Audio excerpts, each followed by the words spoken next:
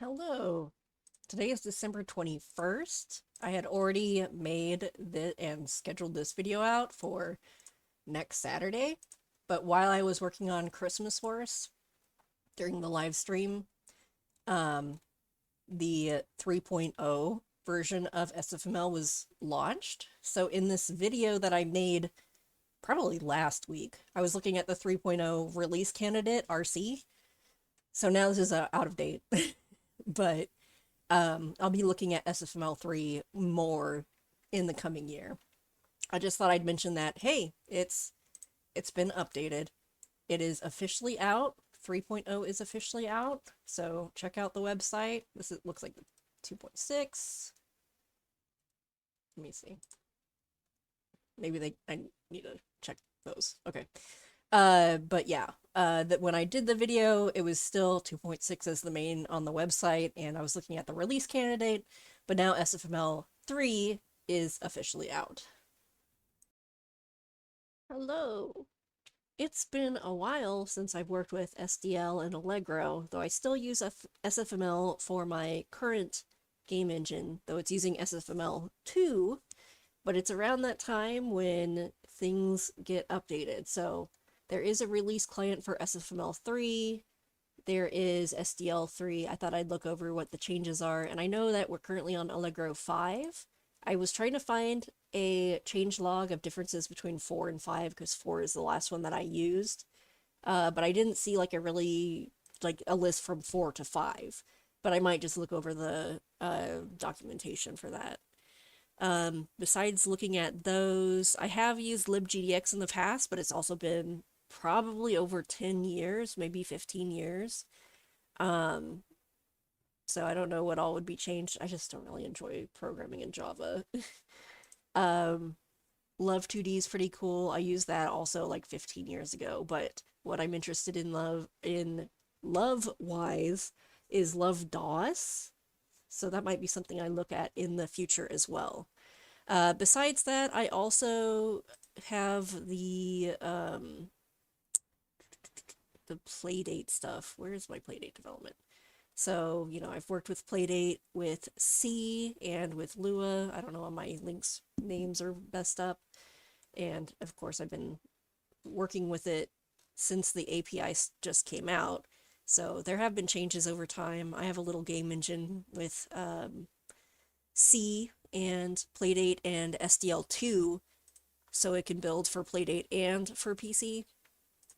I haven't done a whole lot with that yet, and then of course for December I'm working on Christmas Wars. But these are just some of my go-to libraries I've worked with. I've also worked with Gamedev Studio, and I know I'm pronouncing that wrong. The Android games that I made that are no longer on Google Play because I haven't kept them up to date, those were all made with Gamedev Studio, so it's been a pretty good platform for developing games. I don't know if they've added exporting to Linux yet, which would be kind of my wish list thing. It would export to Windows, Mac, I think web. I don't know if it's web JavaScript or what. And then also for Android and iOS. So I used it to make my Fantazio di Esperanto game for learning Esperanto, my gift grab game, and just some other small things that I can't think of right now. But that's also Gaderos uses Lua. So I feel like I use C++ the most, Lua the second most, and then sometimes C because I have to do that for the Playdate cross-platform engine I worked on. Anyway, let's go over the new features in each of these. So first off, it's saying that the documentation is better. Documentation is always appreciated. I think SFML has the best documentation that I've worked with as far as game libraries go. So let's see, input event handling. Let's see what that looks like. We got all of our functions. We have our enums. Okay, let's see something like Those are structs. Let's check for polling events. So there's the syntax, return value, notes. Okay. And then it gets poll event, pumped events, SDL events, links there. We get all of that. Let's see if we can find window event, and that's probably an enum or something. SDL event, window. I want like a quick link to just see all of the options, or here's mouse motion event. So then that would show us that we have these with the window, which mouse instance? Maybe it's, you could have multiple mice. I don't know. Mouse state, button state, and then your XY movement. So yeah, documentation looks pretty good. Example programs running in your web browser.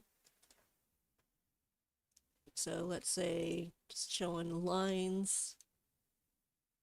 Okay. Rotating textures. So maybe it's easier to get Emscripten, however it's pronounced, working with this version of SDL. I haven't worked with Emscripten a whole lot. My friend Programmer in Progress has used it a lot more. I just never sat down to actually work with it. GPU API, okay. File system dialogues, that would be nice. Just because like when I've worked with games, you know, I have a relative directory, and then I would have to write a custom interface for the user, or just hide it all and be like, well, your save games are over here. Sorry if you didn't want it there. Some file system API, access to webcams, callbacks, optionally run your program from callbacks. Interesting. Okay, so I've worked with game programming with both of these kind of styles. This is what my current engine is kind of structured like. We are running, we do updates, but you can add callbacks like app init, app iterate, and use that instead, app event. So that could be a good way to program if that's what you more naturally think of when you're thinking of a game structure, and then you don't have to like implement, here's my update. It's like there's already an SDL callback for update. There's even access to like, what is it, Wacom tablets? Is that how it's pronounced? Audio streams, audio devices, async IO. I think the main thing that I prefer with like a C++ based API over a C one is just all of the automatic stuff it handles. I do want to see some SDL code and see how ugly or pretty it is at allocating resources and deallocating resources. Clipboard API. You get some copy pasting going on. Better keyboard input. Let's look at that. Also, a Unicode friendly case sensitive string comparison. I have had to implement Unicode support in my game engine. And then separately, I have like a case insensitive. I have like a helper library full of things that I do with strings all the time and whatever else. So it's nice to not have to implement that from scratch. Okay, so scan codes for input, checking for a specific key with events. I think if this is like what I've used in the past, like this would give you the smooth movement. Whereas I think if this is still working the way it was before, I think if you hit the button, it doesn't automatically start doing the repeat. You know how it has like the delay and then it starts repeating. So events aren't really good for like actual game movement with the keyboard. We have chat box style. So start text input, stop text input. That could make things so much easier. Because yeah, I've had to like write my own little text area, text box before. And that's also kind of a pain in the butt. Text editor.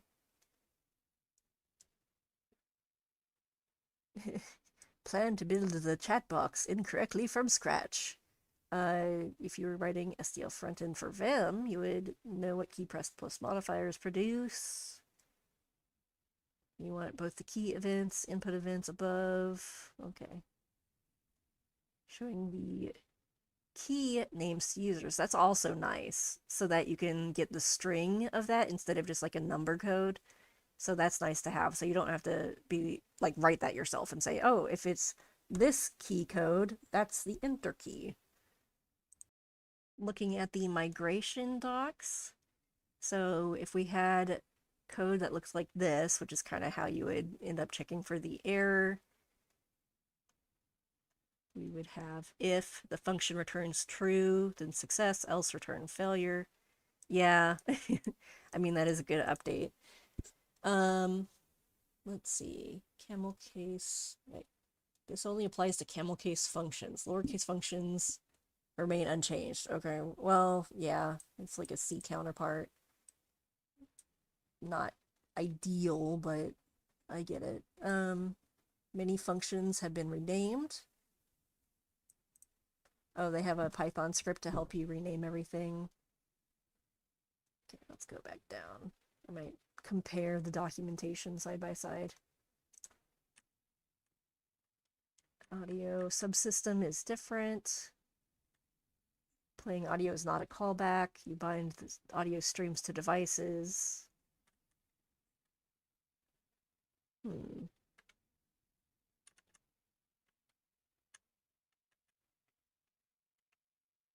me see. I'm a little bit more interested in graphics. My audio is always like a last thing I implement. I'm like, oh, I guess I need to put this in here. I guess it should have audio, even though I always test my games without audio. There's some event codes. Okay, that's nicer looking.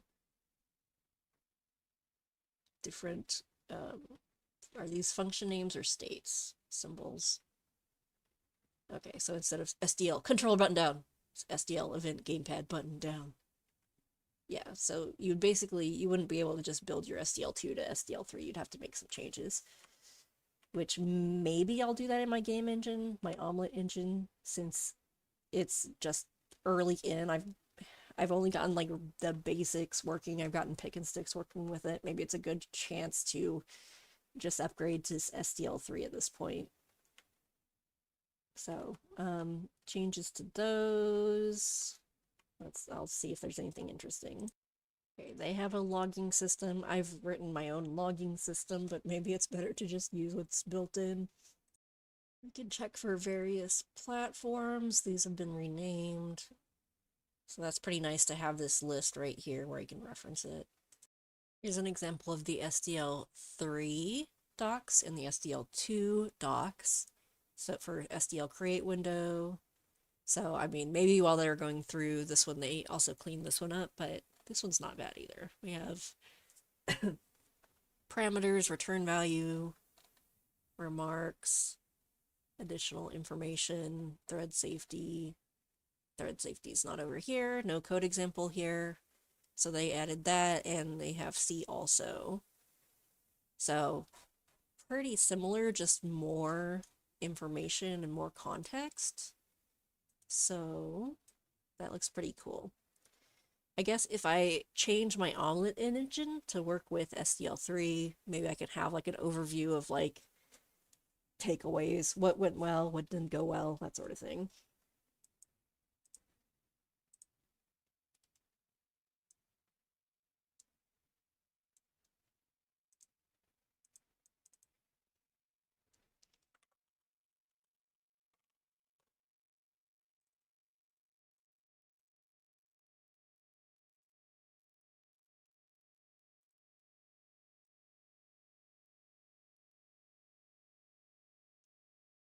I forgot to pause the video, sorry. There we go. So with SFML, we just got a release candidate pretty recently. So actually, I don't know. I'm still in the middle of like developing Christmas Horse, and I don't necessarily want to just make a huge change to the engine right now. I want to finish Christmas Horse before Christmas. But maybe afterwards, maybe I'll put that down as like a little project of changing my chalo-engine from using SFML 2.6 probably to SFML 3. I honestly don't know which version of SFML it's using. But let's see what some highlights. Ooh, we can have C++ 17 support. OpenAL has been replaced with Mini Audio, so I'm not very familiar with that. New and improved event handling APIs, scissor and stencil testing. I don't know what that means per se, but I'll go to there, migration guide, and let's look at this. So let me, is GitHub going to give me dark mode? Yes, okay. So that is just the pull request list. So let's just look at the migrations. So it says event APIs are changed. Let's see what we got. Okay, SFML3 takes anything with parameters like this and converts them into a vector2 of type T, like F or U. This is kind of a pain in the butt in my engine where sometimes I have to just pass, like sometimes you can pass in two numbers, like SF vector2F or two numbers, but sometimes you can't. So that would be cool, be able to do that instead. So here's my wrapper for like the little poll event with SFML2. We pull event. I end up putting it in a vector or something, and then we're checking if the window closes and window close. So here we'll have SF event get if and SF event is. So that looks really interesting. This is interesting. I want to look at the docs for these. So we have event subtypes. So let's try to find the docs. Okay, so in SFML2, here are the event types. So it's an enum. So you have like mouse left, mouse entered, all of that. And over here in 3, we have classes. So we have focus gains, key pressed. These are now structs. So if we go into this, we have a key, scan code. Let me see, is there Alt Control Shift System? So are these pressed? So we have a class event, and then I'm assuming, oh, okay, there's structs inside of the class event. That's interesting. So then the structs contain the information that you would need for that type of event. So you're not trying to look at, oh, it's an enum, but then also what is relevant, what would be enabled, what is not enabled. So that's an interesting way to set that up. Sorry for the change in background color. I'd prefer to keep everything in dark mode or light mode, so it's not like flash banging everyone going between web pages. So we would say event get if key pressed, and so get if returns null pointer. If it has, let's see, if template argument is not the active event subtype, then null pointer is returned. So then this could be null pointer. Otherwise, scan code is, if it's escape, then close. Okay. Now my concern here is, do we need to then do a null check to make before we do this? Like, do I need to add if key pressed is null pointer, then continue, because we can't dereference this. We don't want to cause a crash. I might have to play around with this some more. Okay, we also have callbacks here. So if you detect the on-closed event, you can add stuff in there. That would be really nice. Scoped enumerations. So instead of having like SF keyboard A, it'd be SF keyboard key A. So those are updated.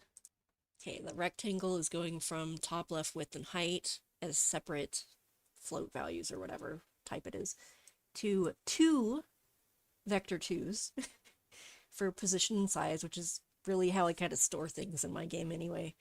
So we could get rectangle, get position, rectangle, get size. Well, this has been removed to directly access position and size. 4 parameter constructor was removed, so one that takes 2. Okay. I like that. I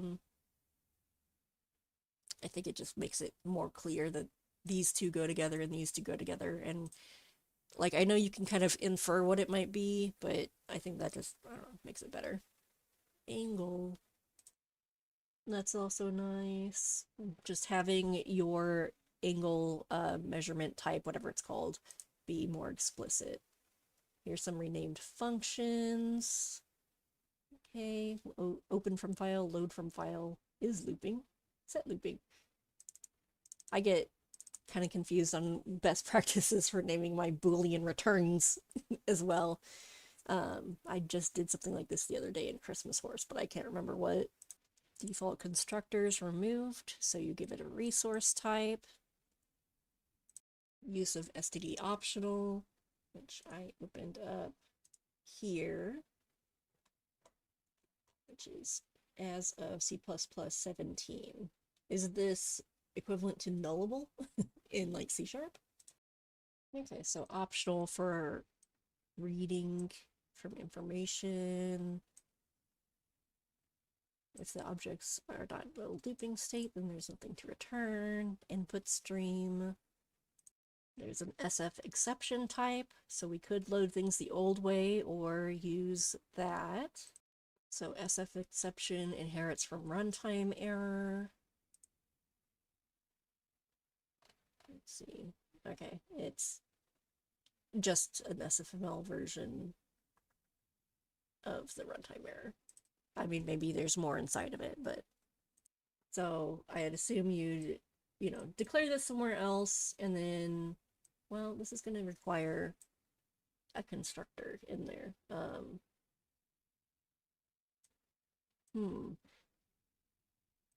But normally I would assume you'd want to wrap this in a try catch. We'd probably have like a vector of sound buffers somewhere and then set each one up. And then that can be inside of a try catch as you're loading your information and throwing it in there. Utility functions, so we could probably nuke some of my helper functions I have. I have a get dot product in my code. I don't have that. I don't have that. That would be nice. I do have like the length. I have a whole bunch of like little helpers. Like I have all these helper functions that I use here or there, like convert coordinates to string, but I have different, I should just make this a template. I don't know why I do things sometimes. Convert this rectangle to string to nicely output it to the log. Color to string, bounding box.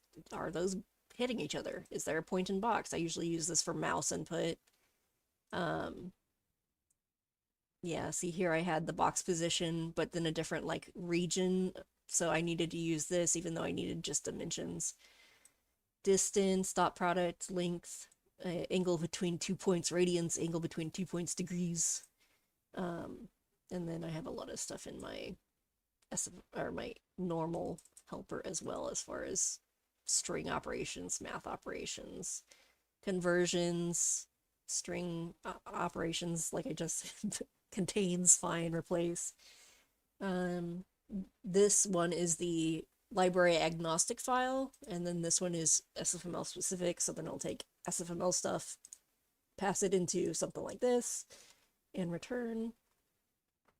So, oh, I guess SFML2 already had a dot product, and I just didn't realize it, but here we have length, normalize, dot, cross, okay. Threading, primitives. Replace their equivalents from the standard library. Okay.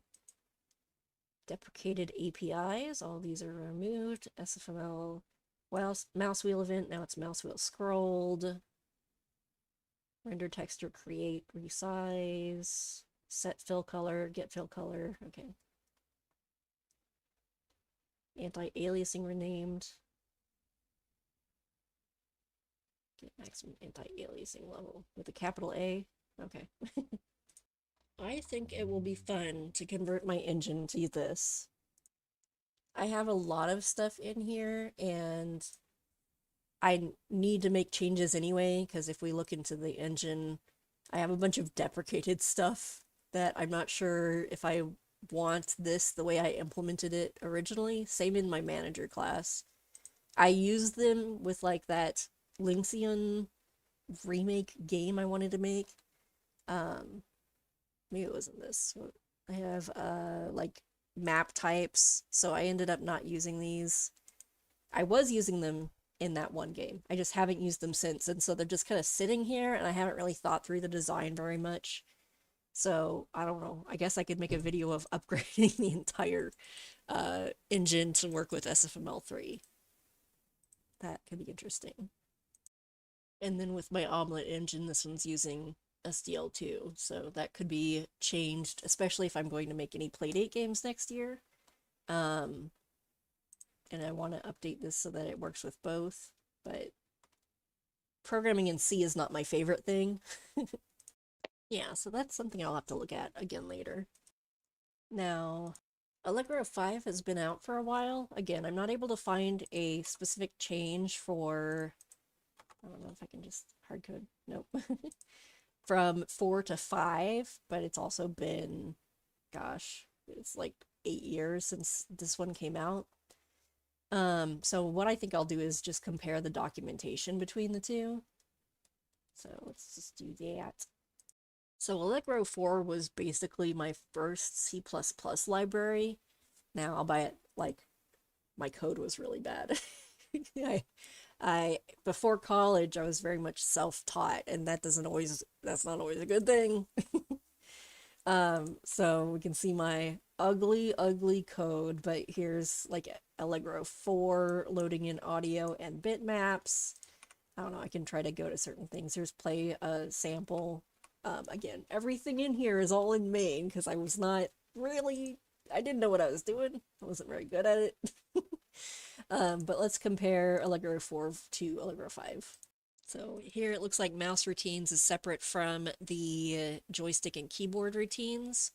Over here we just have event, unless I missed anything. I mean, there's keyboard routines here. Let's compare those. Okay, so with Allegro 4, you would check for a key with key blah blah blah, key F4 or whatever. Did I declare key somewhere else? Or is that just part of Allegro?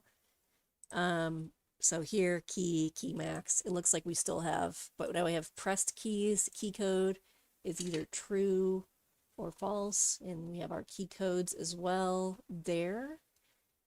But there's Android support, looks like, and with modifiers like control and all of that. Let's see, we have command. I don't know if that's control. Key shifts for those. Now, I don't see a release state, so that means you have to implement your own checker for release state. Press and release and tap or whatever. But it would be nice if the newer documentation had example code as well. But it looks like we have Allegro bitmap instead of just bitmap. I'll load a bitmap with a file name. And so we have our Allegro bitmap struct. Over here we just have bitmap struct. It doesn't really tell what's in it. Let's look at source code. It'll load.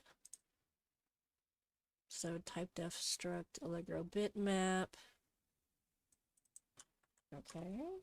Oh, I don't like that. Let me just search the file with my stuff. Oh. Man, I think C is so ugly. Okay, I guess it has links to things that use the code, and you know, that can be better because it can be updated. But if you were like printing documentation, it wouldn't look as nice. So we could go here, we'll get creating a bitmap slowly because GitHub's apparently freaking slow. There's that bitmap, AL, set new bitmap format, load bitmap with flags. Okay, yep. So a lot of stuff was just renamed to start with AL underscore as well. Now this is also just a very surface level view of these things, because I also haven't used Allegro 5 in a long time, like I said. It looks like a lot of the same functionality is there. It, you know, what I've looked at doesn't look a whole lot different. So let's look at F, open, file name, and mode. We have Allegro file now instead of a pack file. Mode. I like that this lists all the modes. I don't like this with the etc. What are all my modes? Tell me my modes. There is examples down there. File close. So if we look at this, GitHub is slow. Okay, so file open, read buffer, if not file error return. Man, C code. Okay. And I'm not sure how much of Allegro 4 had anything like UTF-8. I'm glad that that is pretty common in the newer versions. Touch input, so kind of being able to build for probably mobile devices. Possibly. I'll have to look at that more. So yeah, Allegro 5, Windows, Linux, Mac, iPhone, Android. Various things. What's the more getting started guide? Yeah, so it has some documentation here. I like that SFML has tutorials like directly in the website. Though these link to other places. Well, to the very slow GitHub. But I guess this is also like kind of official. So with SFML, like you get to the web page. I have the dark mode reader on, but learn tutorials, like everything you need is right here. And those are all categorized really nicely. API documentation. I hit the classes a lot and I just read through the documentation when I need something. So that's always really handy. It's right there. So this is also, I have an optional assignment in my classes to get students to set up a third-party library. Just as, again, it's optional because I can't get everyone's code working on every computer and set up on every operating system. But this is what I have them use because I think the documentation's really nice.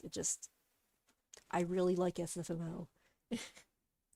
So unfortunately, for me, I've implemented various engines. So that my Kuko engine was with SDL2, and Lua. What I use these days is my chalo-engine. And then I also have stuff for like JavaScript and Pygame. These are not fully featured, but I still use them sometimes when I need to just implement something quick in JavaScript for like a HTML or like a HTML5 canvas based thing. But I don't like making games in JavaScript if I can help it. So yeah, that's my review of Allegro, SDL, and SFML. My overview of the documentation and the changes for the latest versions. Again, I am interested. I'll probably end up converting my chalo-engine to SFML not 5, SFML 3, but not until next year. Beyond that, I need to eventually do something with these old computers. I got that one's my VIC-20, I believe. I have a Commodore 64 over there somewhere, and then this Apple II. But I just haven't had time to use them, to try them out.